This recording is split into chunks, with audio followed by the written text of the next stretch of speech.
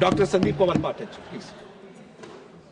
Thank you very much, sir. My time allotted was 8 minutes. It will be 8 minutes. Thank you very much.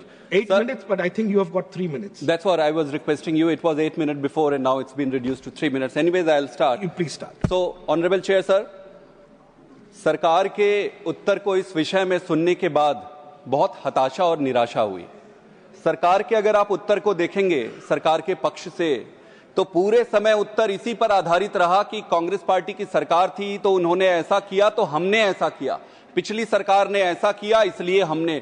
सरकार ने किसी भी समय अपना राजधर्म क्या है, अपने नैतिक दायित्व क्या है और क्या इस पे रिफॉर्म होना चाहिए, उस पे सरकार ने कहीं बात नहीं करी। ऑनरेबल चेयर सर, जो चुनाव प्रक्रिया है एक नए पार्लियामेंटेरियन के पर्सपेक्टिव से अगर मैं देखूं और एक देश के आम नागरिक की तरफ से मैं देखूं, तो 3 महत्वपूर्ण विषय है जो इस सदन को इस पर डिबेट करना चाहिए। सबसे महत्वपूर्ण विषय तो पैसे का है कि चुनाव में आजकल इतना ज्यादा पैसा लगता है कि एक आम आदमी, आम नागरिक चुनाव लड़ने की सोच ही नहीं सकता। क्या यह संभव है आज के समय में कि किसी एक साधारण व्यक्ति को, किसान के बेटे को, एक साधारण वर्किंग क्लास के किसी बच्चे को चुनाव वो लड़ सके? वो लड़ ही नहीं सकता।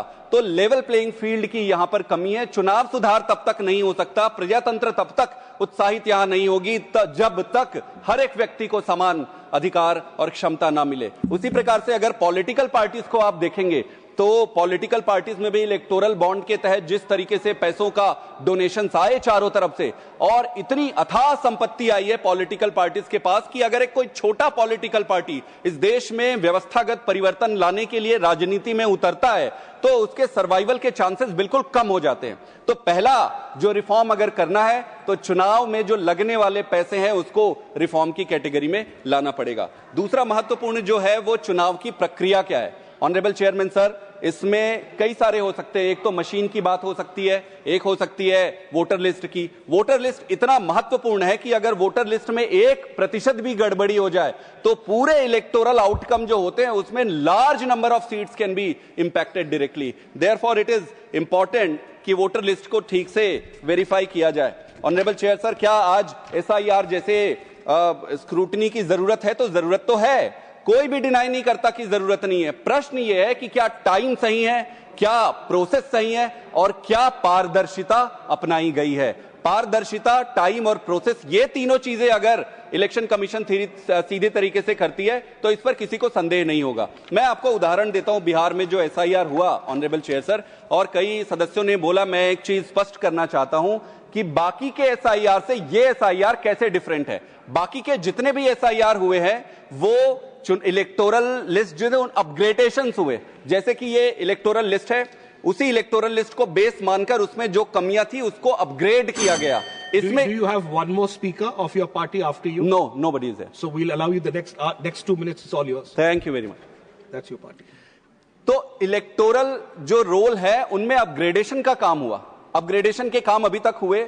इस बार क्या हुआ कि इन्यूमरेशंस लाए गए, मतलब एक all together, all over new process start हुआ जिसमें एक फॉर्म दिया गया, इस फॉर्म को भरकर सबमिट करना होता था। तो ये प्रोसेस पहले के जैसे नहीं है, ये पूरी तरीके से दूसरी प्रोसेस है। इसमें पहला प्रश्न ये है कि 30 दिन का समय दिया गया था, क्या इतनी बड़ी प्रक्रिया 30 दिन में संभव है? This is next to impossible. It is humanly impossible for any political party or any agency to complete this exercise, and therefore I will not go into detail on this one. The अगली चीज, अगर ये मान भी लेते हैं कि चलो एक बेनिफिट ऑफ डाउट अगर एजेंसी को दे भी देते हैं, प्रश्न ये उठता है कि 11 डॉक्यूमेंट्स इन्होंने एनलिस्ट किए। इस 11 डॉक्यूमेंट्स में ऑनरेबल चेयर सर, इसमें से हार्डली 1 या 2 डॉक्यूमेंट है जो सिटीजनशिप को प्रूव करती है। आपने आधार, सुप्रीम कोर्ट के इंटरवेंशन से आधार लिया, आधार भी सिटीजनशिप अप्रूव नहीं करती है, एस्टैब्लिश नहीं करती है। मैट्रिकुलेशन सर्टिफिकेट सिटीजनशिप एस्टैब्लिश नहीं करती है, प्रॉपर्टी डॉक्यूमेंट एस्टैब्लिश नहीं करती है, सिर्फ पासपोर्ट और बर्थ सर्टिफिकेट एस्टैब्लिश करती है। तो क्या आपने ये कंपलसरी बनाया? नहीं, आपने कंपलसरी नहीं बनाया पासपोर्ट और बर्थ सर्टिफिकेट को। तो क्या आपने प्री रिक्विजिट बनाई? वो भी नहीं किया। फिर आपके इंटेंशन में तो प्रश्न उठता है इससे कि आपके लक्ष्यों में से प्रमुख लक्ष्य यह था कि जो विदेशी मूल के नागरिक यहां आए हैं उनको निकाल के बाहर करना है, पर आपने जो डॉक्यूमेंट इनलिस्ट किए उसमें से कितने लोगों के पास पासपोर्ट है इस देश में, कितने लोगों के पास? Honourable chair sir, therefore it is very important honourable Supreme Court ने यह कहा था कि establishing citizenship is not election commission's duty. If someone is in the electoral roll, it is presumed to be the citizen of this country. Therefore, if there is any objection, refer it to the tribunal or the court. Honorable Chair, sir, इसमें तीसरा महत्वपूर्ण जो पक्ष है वो citizenship का ही है. तो सिटीजनशिप भी आप स्टैब्लिश नहीं कर पा रहे हैं, आप प्रॉपर तरीके से इलेक्टोरल रोल को भी ठीक नहीं कर पा रहे हैं. इसमें जो अगला जो महत्वपूर्ण विषय है वो है निष्पक्षता का. अगर इलेक्शन कमीशन जो बॉडी है अगर वो निष्पक्ष नहीं है और अगर जो इसके स्टेक होल्डर है अगर उनमें उस व्यवस्था पर विश्वास नहीं है तो हम चाहे कितना भी प्रोग्रेस कर लें ये कभी पारदर्शी हो ही नहीं सकता है. इंपॉर्टेंट पॉइंट ये है ऑनरेबल चेयर सर कि जैसे बिहार के चुनाव के समय 10-10 हजार रुपए माताओं और बहनों महिलाओं के अकाउंट में भेजा गया चुनाव की प्रक्रिया के दौरान, क्या यह नियम के तहत है? उसी के तरफ अगर आप देखेंगे तमिलनाडु को स्ट्रिक्ट इंस्ट्रक्शन दिए गए थे कि इस तरीके की किसी भी चीज आपको नहीं करनी है.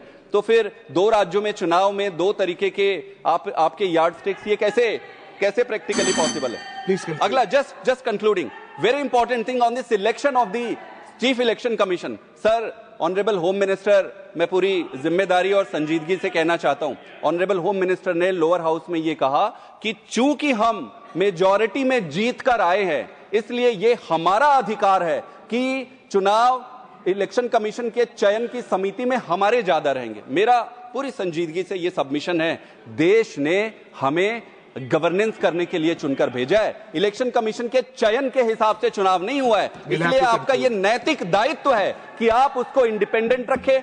अगर ये संस्थाएं इंडिपेंडेंट नहीं रहेगी ऑनरेबल चेयर सर, आपके विकसित भारत होने की जो संभावना है वो पूरी तरीके से नकार दी जाएगी. बहुत बहुत धन्यवाद. Thank you.